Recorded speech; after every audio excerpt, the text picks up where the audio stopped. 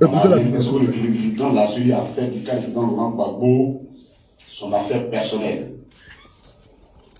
Or, il n'est pas militant d'un parti politique pour être opposé au président Laurent Gbagbo. Or, hier, j'ai pris le temps de l'écouter sur la chaîne, une chaîne de télévision. Et j'ai eu toujours cette impression que nous avions affaire à un militant du RHDP qui veut par tous les moyens justifier l'injustifiable qui est le président Laurent Gbagbo. Et on ne peut pas l'accepter. Et il y a 3 éléments sur lesquels je vais revenir pour lui prouver les incohérences de ses propos et qui font qu'il perd chaque jour davantage de crédibilité vis-à-vis de nous. Et peut-être qu'à ce rythme-là, on n'a pas encore pris cette décision. Mais s'il se déclare comme un adversaire, il faudra que SG qu'on réfléchisse à la question. Parce qu'on ne peut pas aller à l'élection avec un adversaire à la tête de la CEI, se comporte comme tel. Et je vais vous expliquer pourquoi il se comporte comme un adversaire. 3 points. Hier, le premier point, il a dit ceci, que la CEI, que le code électoral est de la volonté populaire du peuple ivoirien, parce que c'est l'émanation de la volonté du peuple ivoirien. Mais c'est faux. Partagez la vidéo. C'est faux. Hein? Le code électoral sur lequel nous travaillons a été écrit par une seule personne, le président Ouattara, par ordonnance. Je cite l'ordonnance 2000, l'ordonnance par laquelle il a pris, je cite l'ordonnance 2020-356 du 8 avril 2020.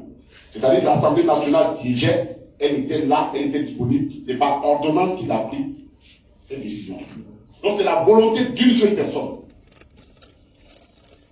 Et il a pris cette ordonnance en connaissance de cause. Le jeudi prochain, dans notre tribune, nous allons revenir en profondeur sur cette question-là, pour que les gens comprennent que cette ordonnance a été prise avec en point de mire le président Laurent Gbagbo. Puisque les conditions qu'il a introduites dans cette ordonnance, notamment les conditions d'éligibilité, il y a des parties de ces conditions qui n'étaient pas prévues dans l'ancien code. Et il a introduit ça sachant la décision du tribunal qui existait. Donc, c'est une ordonnance qui a été prise, inquiétude personnelle visait le président Laurent Gbagbo. Ça, j'ai oublié quelque chose. Il dit au monde devant le monde que le code électoral sur lequel nous travaillons est la volonté des peuples. Donc, quand il révélait l'Assemblée nationale n'est pas juste, et le président de la CEI ne peut pas nous dire ça, et après venir nous dire qu'il est crédible devant nous. Ceux qui reprennent la lecture, le truc de l'émission, la NCI, et vont voir ce qu'il a dit. Deuxième élément, sur l'application de la Cour africaine des droits de l'homme. On m'a dit que c'est un bon magistrat, parce que les gens me disent. Ceux qui le connaissent me disent que c'est un bon magistrat. Mais le problème, c'est que tu peux être bon, mais quand on te dit une mission impossible, tu deviens incohérent. Clair. Il dit ceci, que lui, il ne sait pas laquelle décision il faut appliquer, puisqu'il y a une décision de la Cour, des tribunaux internes,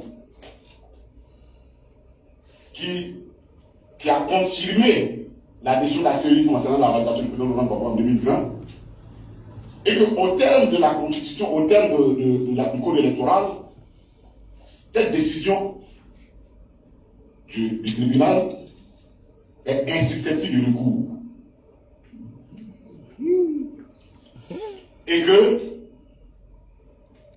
on est allé devant la Cour africaine des droits de l'homme, donc lui il ne sait pas finalement laquelle appliquer. Mais ça va se honteux pour les magistrats. Je vois qu'il y a des magistrats dans cette salle, c'est honteux. Mais c'est justement parce qu'il n'y a plus de recours interne que la loi donne l'autorisation, le traité de la Cour africaine des droits de l'homme, ratifié par l'État du Côte d'Ivoire, donne pouvoir d'autorisation à toute personne qui estime que ses droits de l'homme ont été, ses droits en tant que citoyen ont été violés et qu'il n'y a plus de recours possible d'aller devant la juridiction.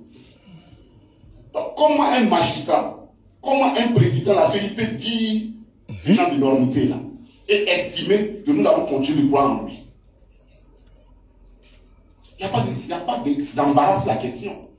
C'est justement parce que nous, les cours, tous les recours nous ont été épuisés que nous avons saisi la Cour africaine des droits de l'homme. Et c'était la bonne. Parce qu'autrement, notre requête aurait été rejetée. Et il dit, c'est pas quelque chose appliqué. Mais je vais lui lire l'article 123 de la Constitution de Côte d'Ivoire. Au cas où il ne sait pas, je vais lui lire l'article 123 de la Constitution de la Côte d'Ivoire. L'article 123 de la Constitution de la Côte d'Ivoire dit ceci.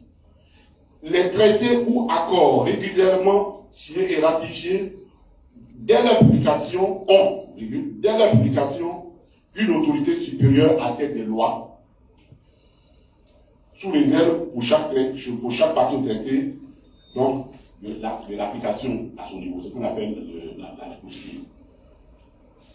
Mais puis on n'est pas ici la Constitution de la Côte d'Ivoire.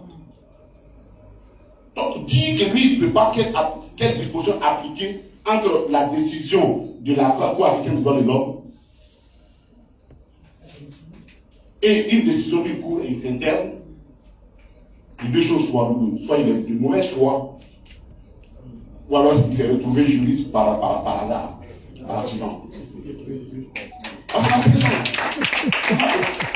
tant que le président de la CEI va se comporter en militant, nous allons le traiter comme un adversaire politique.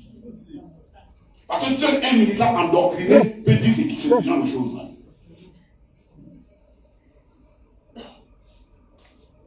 Un sardina. Et il dit que nous avons écrit au tribunal, à la cour, on a écrit au ministère de l'Intérieur, et ainsi de suite. On lui donne 12 millions pour faire des lettres. Mais pourquoi il n'a pas écrit au ministère des Affaires étrangères pour savoir si on l'a notifié ou pas?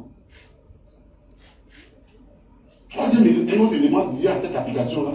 Il dit non, que la Cour là, la décision que l'a prise, il faut un déposé particulier pour la mettre en application en Côte d'Ivoire, et que bon, il parle d'agriculture. Moi, je ne suis pas magistrat. Mais c'est comme on appelle à la faculté de droit ici. On dit ceci. Les équatures concernent des décisions qui sont préparées des cours d'un pays étranger. Comme la question de la territorialité est telle que une décision d'une justice d'un pays souverain étranger, pour qu'elle soit appliquée ici, il faut qu'elle soit endossée par des autorités compétentes, judiciaires compétentes du pays. Et c'est cette procédure qu'on appelle l'équature. Mais par le fait que nous avons signé le traité et ratifié le traité créant la Cour africaine des droits de l'homme, la Cour africaine des droits de l'homme est devenue une juridiction interne de l'histoire de Côte d'Ivoire. Si vous pouvez dire qu'il n'est pas d'accord avec moi, lui et moi, là, je demande un débat, on n'a qu'à dire au Ivoire, si je mens. Toi, tu n'as pas besoin d'équature. Ouais, face à face. Puisque par notre traité, nous avons volontairement décidé que cette cour-là, les décisions de cette cour-là, nous sommes partis du traité. Donc, la cour, elle devient une décision telle comme c'est une juridiction interne de l'État. On la notifie, exécution immédiate. Et puis, il n'est pas au courant de cette exécution. Bravo. De cette décision.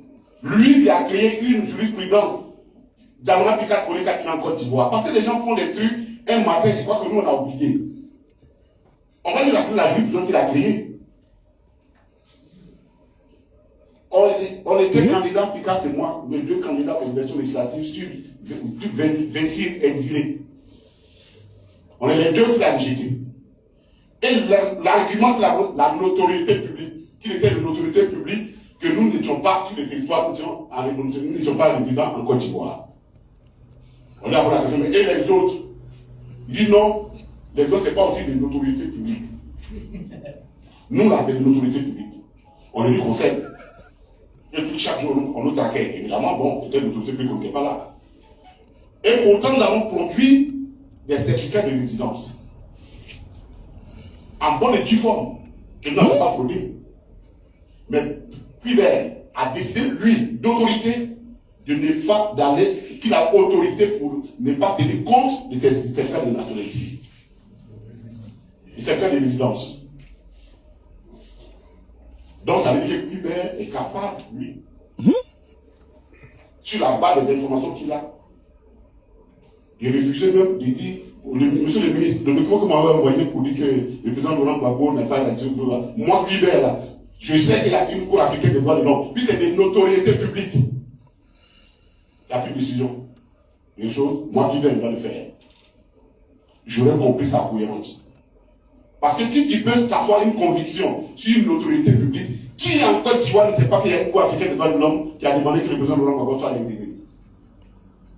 Quand on crée une jurisprudence, il faut la suivre. Si tu es capable de remettre en cause des documents administratifs authentiques pour écarter des candidats, sur la base d'une autorité publique, mais sur la même base d'une autorité publique, il n'a pas besoin qu'on lui envoie un document. Il sait que la Cour africaine des droits de l'homme existe. Et ça fait une décision. Soyons sérieux dans nos pays. Il faut être sérieux avec nous. On n'est pas des enfants. Ouais. Nous ne sommes pas vos enfants. Ben. On est revenu sur ce cas-là pour montrer les incohérences et pourquoi quand on dit que c'est une cour politique, une série politique qui se plaît, mais c'est leur comportement. Ça, c'est point de vue.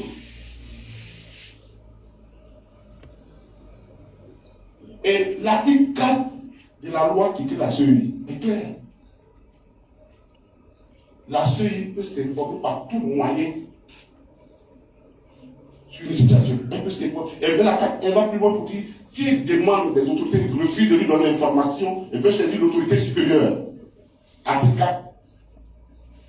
La CEI que Couleur dirige. Donc lui ne peut pas dire qu'il ne sait pas que la Cour africaine des droits de l'homme existe. Et qu'il attend pour lui que quelqu'un lui signifie là. Qui va lui signifier? Pourquoi il a choisi justement au ministère des Affaires étrangères, au ministère de l'Intérieur, il n'a pas été au ministère des Affaires étrangères. Donc on lui a donné 12 milliards pour confectionner la liste, pour faire 2 livres et puis ça soit 2 lettres. Prenons-nous au sérieux dans ce pays-là. Vraiment. Quand on a écouté ces jeunes là, et qu'on a ces gens de responsabilité, il y a des choses qu'on ne dit pas.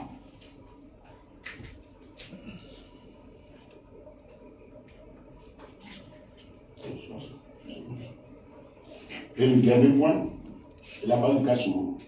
Et ça, c'est pas. Je vais le dire, pas parce que c'est le cas Soro qui m'intéresse, parce que ça a des problèmes, mais pour régler cette incohérence. Que non, Afosito Bamba qui est sur la liste électorale, et son politique, surtout qui est sur la liste électorale, et Soro n'y est pas, parce que les deux auraient fait, on fait, on n'a pas aurait fait, il dit on fait un recours. Donc ça suspend les deux. Enfin, franchement, il faut prendre au sérieux. Qui ne se souvient pas que c'est en février, cette année-là, que le contentieux, le recours que les Soro avaient fait là, a été vidé en février 2023. Qui ne se souvient pas? Et que les trois étaient sur la même liste.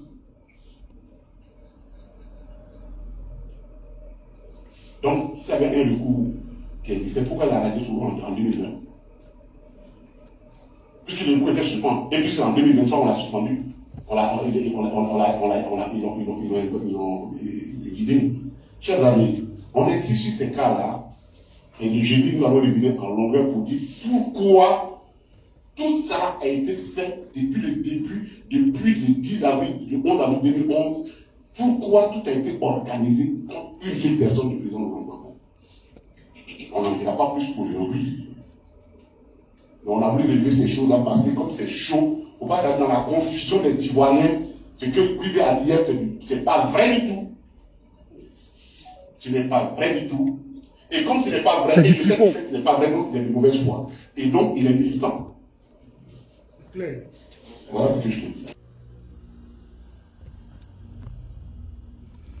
Kubler, le président de la commission électorale dite indépendante, il n'est que un militant encarté du RHDP. Parce que ça a été prouvé ici à suffisance que ce qu'il a fait, son one-man show à la télévision, en voulant divertir les gens, son one-man show, il a été pris la main dans le sac. Ainsi va la République.